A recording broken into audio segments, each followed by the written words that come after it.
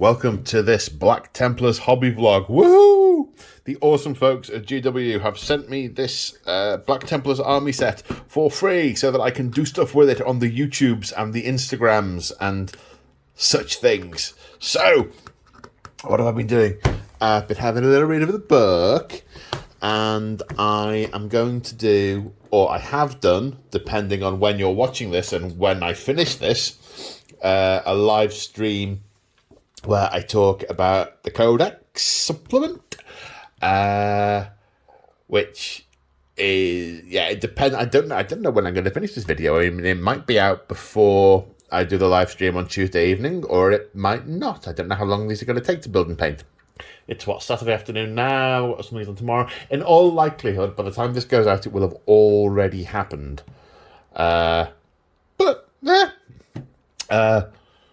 I've tangented wildly already. So I'm going to crack the box open, see what's inside, see the configuration I want to build these minis with, and get going. So what have we got? Got the back of the sleeve here for me to refer to for colour and stuff. Oh, he's got a red shoulder pad. I wonder what that's for. I don't know. I'm going to find out. And the box art is just cool. Right, open the box. So we have instruction and build sets with pictures, which will help with the transfers, which is cool. Yes. Bases. Pack of cards. Very slim pack of cards. Then models. Looks like we have bits of a Redemptor Dreadnought. What's this?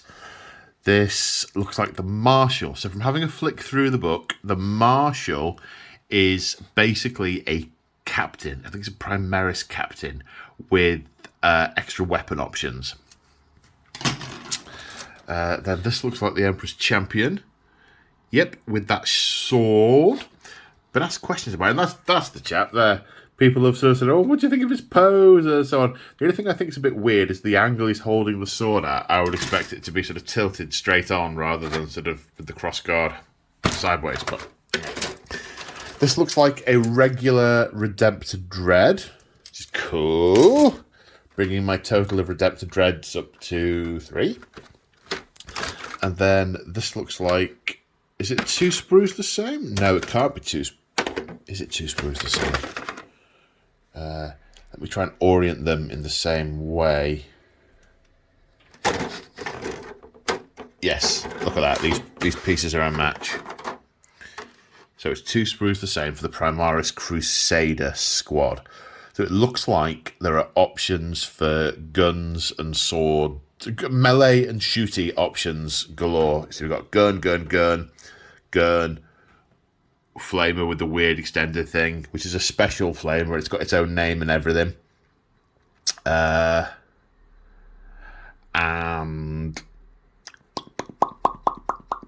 chainsword. Oh, the nice little chains on the chaining the weapons to the hand, which I believe they picked up from the World Eaters during the Great Crusade.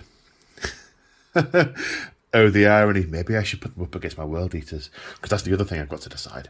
I'm going to build this force. I'm going to build this city. I'm going to build this force. I'm going to paint this force. Then I'm going to do some battle reports with it. It's about 550 points, I think, depending on how I kit the models out. And it's basically a troop, 2 characters, and an elite. I have to resist the temptation for now to add more stuff to it, because I've got a box of Blade Guard that I think would be awesome with this, but must resist. So I've got, so I'm going to do some batter ups with it once I've done it. Some like some little 500 points going and burning and purging the heretics. Yeah. Oh, I could do one against all of the traitor legions. That would get quite samey though. 9, 10 if you count the Fallen Dark Angels. 10 battle reports, all with the same list. Against 10 different lists.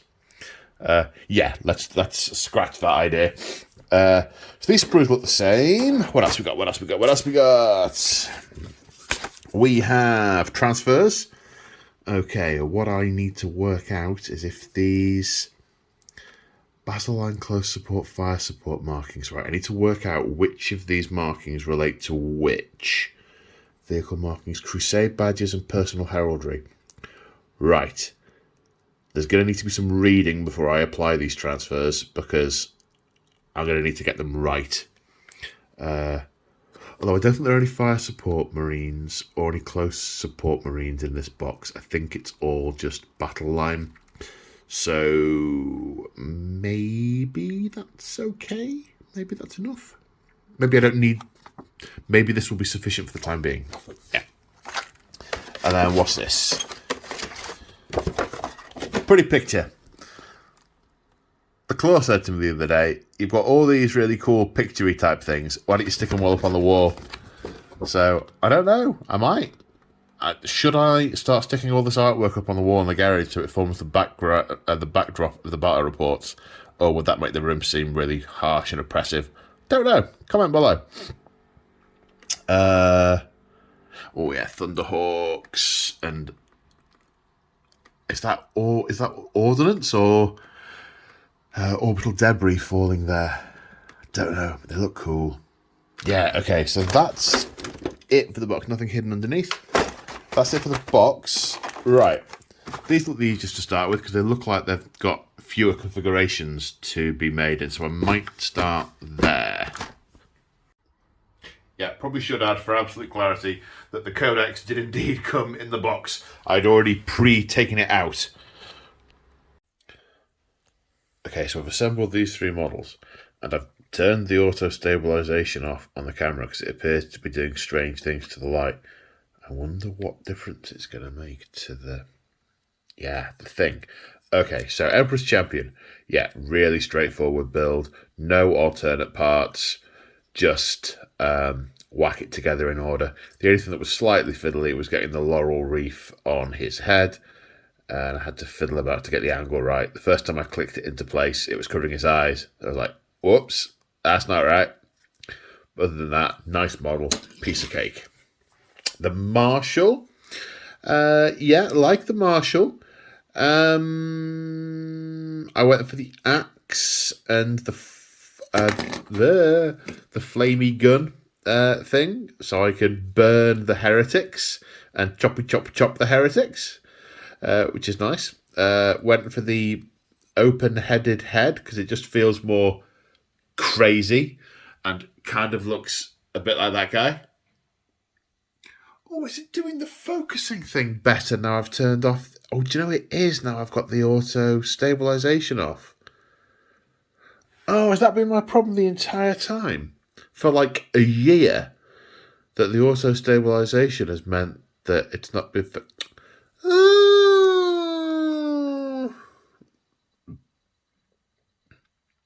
Well, you live and learn, eh?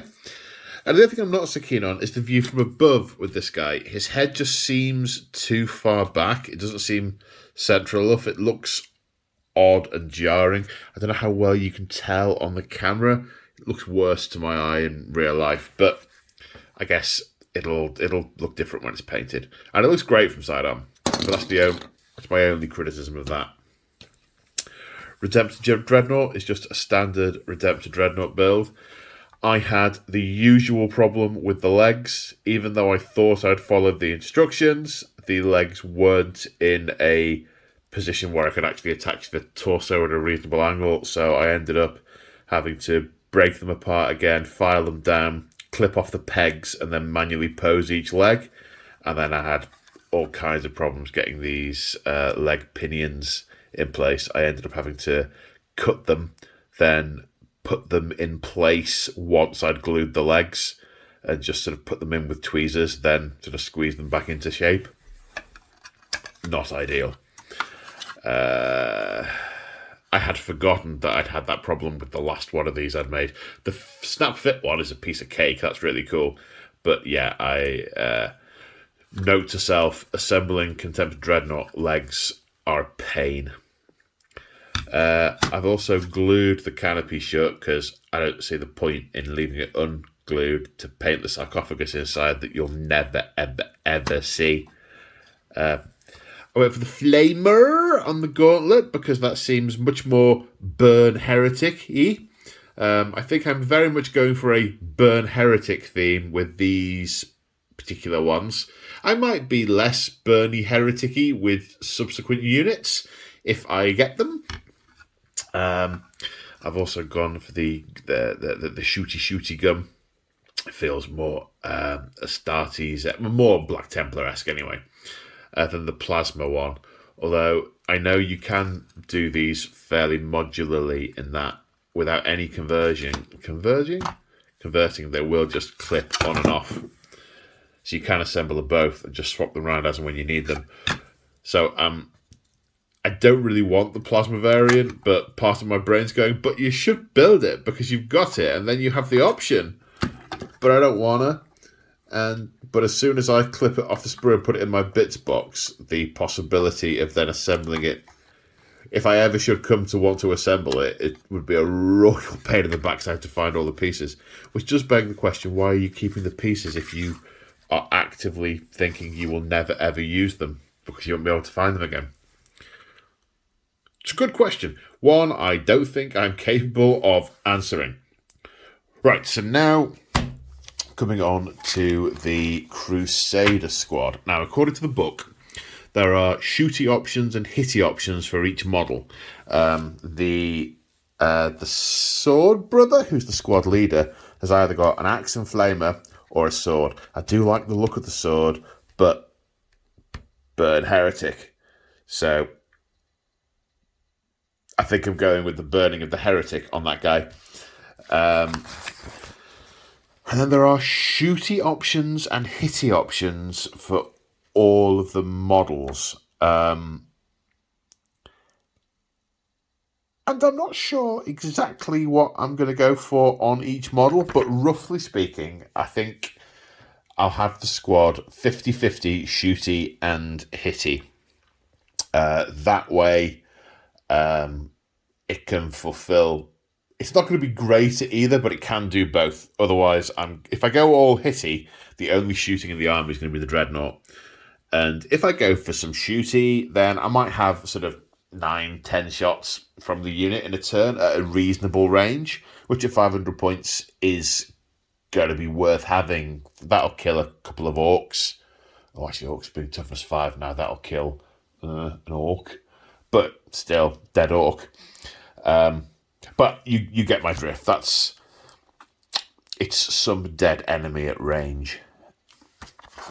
So yeah, I think I'm going to go to the book now and work out exactly what the choices are and build these. Hopefully the light will last long enough for me to undercoat them tonight and then start painting them. Whoop! Okay, so I've assembled these two. The instructions, pretty straightforward. What is interesting is, whilst these are 10 guys, it's 2 identical sprues. So what you've got here, how can I explain this? It's not like the old days when all you had to do was clip the 10 legs off, clip the 10 torsos off, and then you just worried about, putting the sergeant's head on the sergeant model and maybe some of the accessories on him. And you could decide what models have what gear. The book says, up to 2 models can have either the flamey thing or the power fisty thing, and so on. Now, it's the same model from each sprue. I'm actually very impressed with the way it's the same torso. It's only the arms that are different, and you can get 2 very, very different poses off the same model. Without close examination, I would absolutely not have guessed that those boys were the same base model. So, I think that's really cool. But what it does mean is, if I want to make sure I get the balance of ranged and combat right, I've got to assemble the models that are most restrictive first, which turns out to be this number 6, which is these 2. So I know I've got my flamey dude and my power fisty dude. Then there's only one variant I can make that is the opposite of the sword brother. So the sword brother's a unit champion, but obviously his bits will make 1 marine, and I have to work out whether I want him to be a shooty or a thingy. it just takes more thinking. And what I'm saying is I can't just throw all the torsos together and throw the weapons onto them. I've got to actually work it out because not all the options are on all of the dudes. Hello, you. You come to join us? Or are you just here to tell me it's tea time? Or that I'm talking too loudly and I woke you up? Deary me. So yes, on with... Sorry, I'm bending round the cat now. Oh, tail. On with the next two dudes. And here we have the finished neophytes. These were much more straightforward to build. It was just a case of building all the frames, so the sort of leg, torso bits, and then adding the arms. Much like old school, all arms fitted, all torsos. Much more straightforward to do. Sorry, I'm being got at by the furry monster. I'm just trying to film this bit so I can then go and spray them, so they can dry, so I can paint them. What are you doing to me? Then the last bit to do was all the stuff that I normally leave off regular Marines because I just find it unnecessary paraphernalia. But on the Black Templars, I really wanted to put it all on because I think it's part of the models, really. So I have these little shields, extra purity seals. The purity seals in this kit are really cool, actually, because they're... Oh, Lemmy! Because some of them have got little shields at the top. Some of them have got little Templar crosses. So they're all cool. So, in the unit now, I've got 5 shooty and 5 punchy. Should I get more Crusader units in future, I may do different combinations. But she's shredding my arm now with her claw, trying to get attention, aren't you? Ah, you fusspot. Okay, right then, off to do the undercut.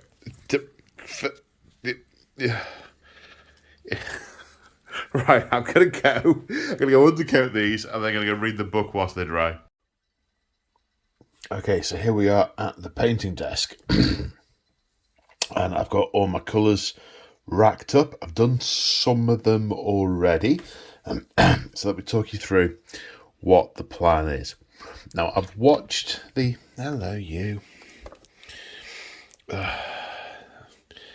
So now you're going to get a close-up of the side of a cat. The head of a cat. She's just had her dinner, so she should be soundly sleeping. She's just come over because of the sound of my voice. Because with living alone, she only notices I'm here when I talk. And when I'm engrossed in things like painting, she's like, oh, he's doing that, I'm going to go to sleep. As soon as I start talking, she's like, he's awake, he's awake. And she comes over. Anyway, cat attack aside, so I've been on and watched a couple of the Warhammer TV videos. Not necessarily because I want the techniques, because I struggle with some of the more specific techniques. I have my own techniques, which I'll vaguely talk about in a minute. It really does focus well without that stabilization thing on. Oh, Lemmy, is the phone yours now? Oh, bear with me, folks. Apologies. Right, I'll get the camera on the other side of the cat. So, a combination of things from that colour palette and bits I've decided to tweak. So the basic black armour, I've undercoated them in Chaos Black, but then they've needed a coat of Abaddon Black because they are different finishes. So a thin coat of that all over the model to make it touch-upable should anything go wrong. They've then had, on the armour pieces, a light-ish dry brush of Incubi Darkness, and then a very light dry brush of... Come on, you can do it, a Thunderhawk Blue. and I don't know how well you can really see it, but it has given the armour a bit of a 3D effect, which it didn't / wouldn't have had before, which very pleasing. Now I could, so it's not like edge highlights. Use this wasn't one as an example. I don't know if you can really see. Come on, are you gonna? Hang on. Now I know that the problem has been the thing. There we go. So you can possibly see there that there's a lot of colour. It's not just on the extreme edges, it's on the rest of the armour plates. And I could go back with the black and try and touch it up to make the edges sharper. But I'm kind of happy with the overall effect, because looking at it from this distance, it just looks like black power armour. I did have a quick look to see if I had any other models that were undercoated in black, just to do a comparison of the shade next to it, but I haven't got any to hand, unfortunately. So then the plan, Lemmy, could you move, please, so I can point the camera? There's a good girl, thank you. So the robes in Morghast bone, which I may try and put some sepia on it, on them. I may not. It depends how it goes. I'm going to try and do a vague attempt at layering up with a Shepherd's bone and possibly Screaming Skull. I don't tend to have too much luck with robes and bone in general. I tend to make it totally washed out. Years ago, I did a painting commission of some Deathwing, and I put like 5 layers of different colours on it, and in the end it just looked like I dunked them in Screaming Skull. It was very disappointing. Then Corax White for the shoulder pads. Now the recommendation is a very watered down sepia to sort of blend it into the edges. I might give that a go, see how it works. Then we've got Mephiston Red, Mornfang Brown on the leather, Retributor Gold on the gold bits, and Dryad Bark on the boots and gloves. And the metal it recommends, which I am going to use because it is quite a good effect, is Iron Hand Steel with Basilican Grey over it. However, I think there's some of the Iron Hands I want to do over, I don't want to do with Agrax. So, for example, this guy's belt buckle, there's no way I have the time, patience, or manual dexterity. Is that my punishment for not giving you enough? Okay, right, hang on. Let's see if I can do this with one hand on the cat so I don't get my arm lacerated. So that belt buckle, for example, there's no way I want to do the belt brown and Agraxed and then do that belt buckle in Iron Hands and then Basilicaned. Oh, let me make up your mind. The hand or the phone? Which are you or the marine?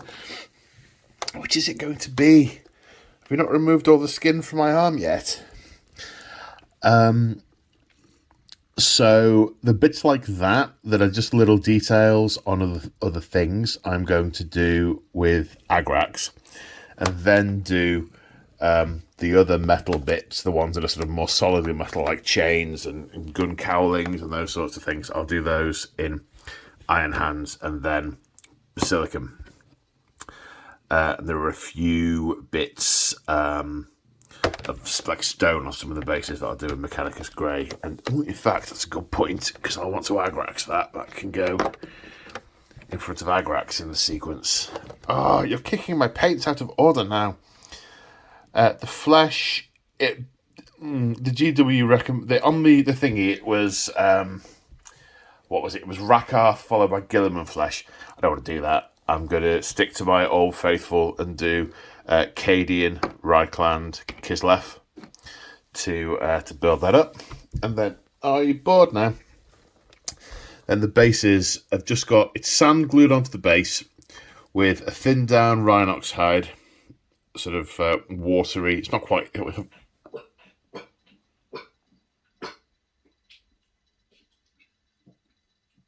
I won't show you what's happening.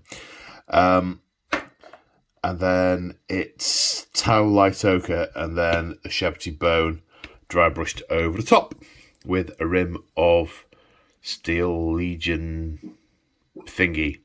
So I'm now going to go and clear up after Lemmy, and then I'll come back and I don't know if you can hear what's going on. It's probably best if you can't. But yeah, clean up aisle 4. And then I'll come back and carry on. So it'll be the robes next. Yes, robe-tastic.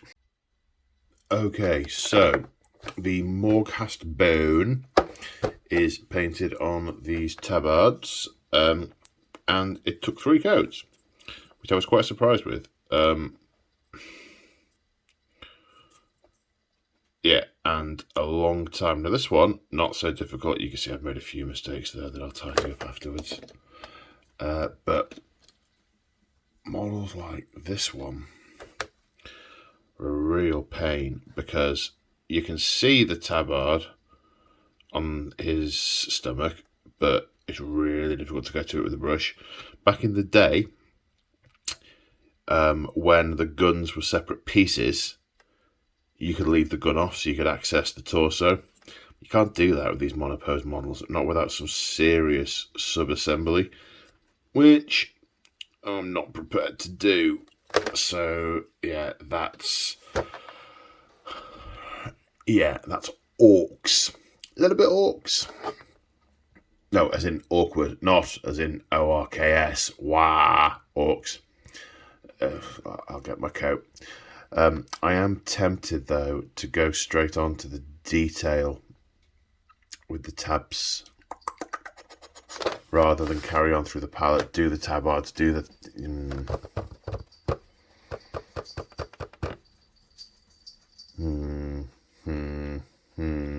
Must consider. Okay, so where are we up to? It is not the same day. Just glancing over nervously, and actually Lemmy's asleep, although possibly shouldn't have just said her name.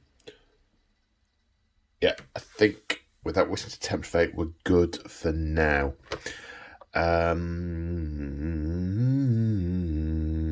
So the thing said to do some sepia around the edges of the shoulder pads, and I don't think I'm going to do that. I quite like that, but then again... Sorry, what I was just going on my train of thought was, I don't particularly want to do that because I like the clean white look, but I'm just seeing now, obviously, the difficult bit with shoulder pads is where the pad colour goes over onto the rim. So I wonder if I could disguise that with a bit of sepia. Maybe I'll try it on one and see how it works. Okay, so I followed the red technique on the Warhammer TV video, and 2 foot, it looks good. Up close here on the camera, it looks horrid. So it's Mephiston red with then a coat of contrast Flesh Tearers red over it, with an edge highlight of, what was it? Wild Rider red. And it's a very rich colour, and it's very shiny, and I'm not altogether happy with it. I think if I were doing this again, I'm not going to go back and change it. If I were doing this again, I'd have just stuck to the Mephiston red and then gone over it with the Agrax, and then just touched it up with the Mephiston red and maybe Evil Sunz Scarlet. But it is a different effect, a different look, and it will make it stand out from other armies that I have got, which is good. That is good. Got all of the belt pouchiness going on. So now the stage that I'm at is I've got a little bit of stuff to do in Mechanicum Standard, because there are a few rocks on the basis of some of the characters. Ignore that guy. He's not there. And then I've got the metal to do on pretty much all of them. Oh, don't forget the skin. Yeah. Sorry, faces and arms are back in the rotation for the novitiates. Neophytes, sorry. I've also got some serious touching up to do on some of the various bits. I'm very nervous about doing the metal this late on the Dreadnought. Normally, I do the metal as the first thing I do on a Dreadnought and then work around it. But I didn't do that. And it was because I was doing the black on everything else, and I thought, I'll blow it, I'll just do the metal at the same time. I think I'm now about to reap what I sow with that, and I think I'm going to have a lot of touching up to do on the platforms because there's so much metal on it and so many fiddly bits. I don't know how well that's going to work.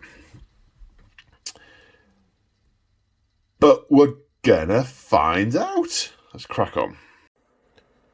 So it is yet another day, and I have learned some things. One of which is that this process from basically following what it suggests on the Warhammer TV video doesn't particularly suit my painting style. It's good to try new things and expand one's range. What I have learned are some ways that don't work for me. These have proven incredibly fiddly and messy to do. The biggest one is how painstaking it was to do all the metal on the Dreadnought. Had to be so neat. A base black Space Marine Dreadnought should be the quickest thing on earth to paint. I've done loads of them before. You spray it black, you do a load of dry brushing, then you repaint the black panels and do some edge highlighting. Then all you've got to do is a little bit of detail. I should be able to knock one of these out in an hour, hour and a half max. This, just to do the metal on this, took about 3 hours. Torturous. So I've learned some techniques that don't work for me, which is good. It's good to know what does and doesn't work. But where we're at now is... Oh, I think I might have missed the ink on this guy's chest. It's a different shade to the others. Let's go back and do that. So now we're into the flesh and then the details. So I'm going to have some metal edges. I'm going to need to do a bit of highlighting on. Obviously there's the flesh to do. Do you know, the majority of the silver, I think, the metal, I am just going to leave with the Agrax wash, because from here, looks fine.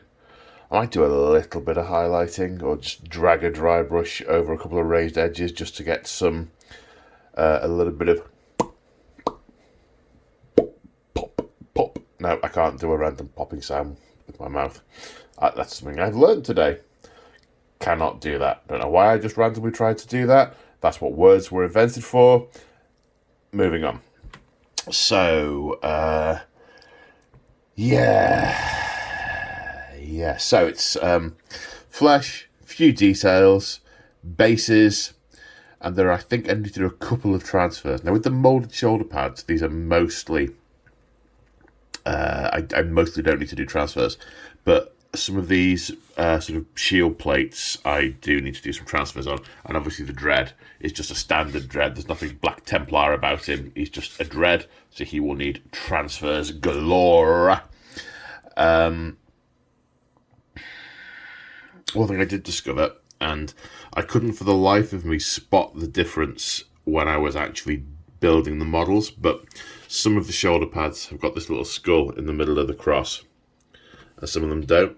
And what you clearly meant to do is have one on each model. Yeah, messed that up. So some of the models have got incorrect pairings of shoulder pads, but yeah, I'll live with that.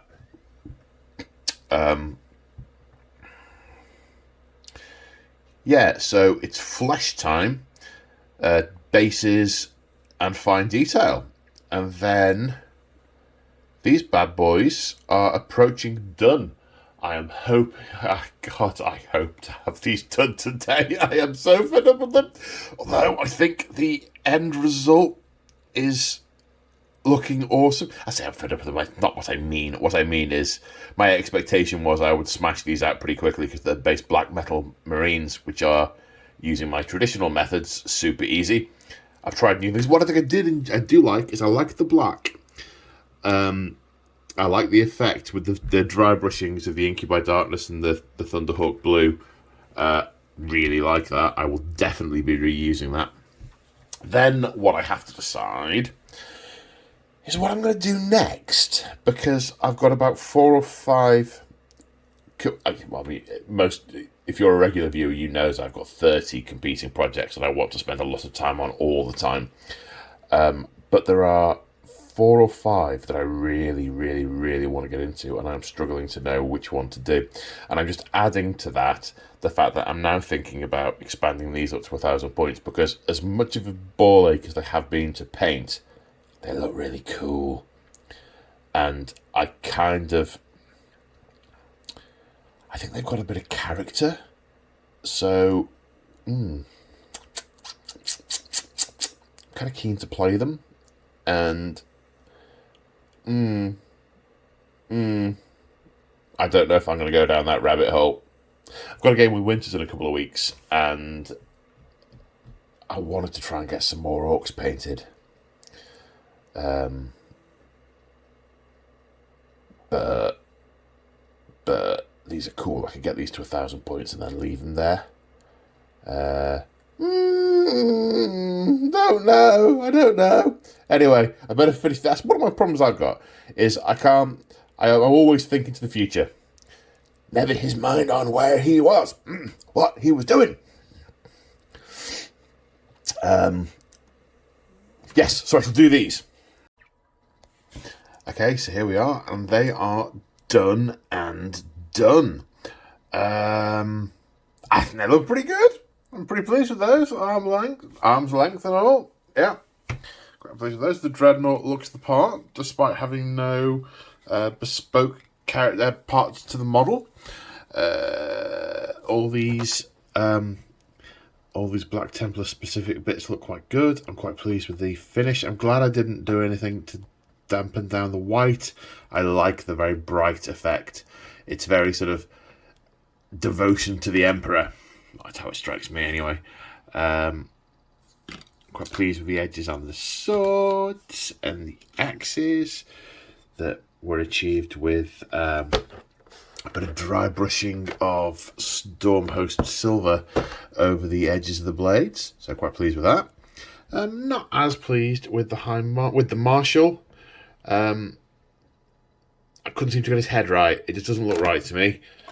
But I'll live with it.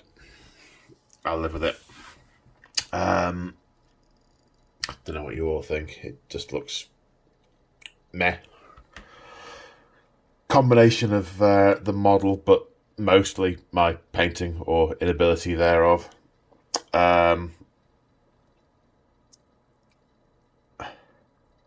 So yeah.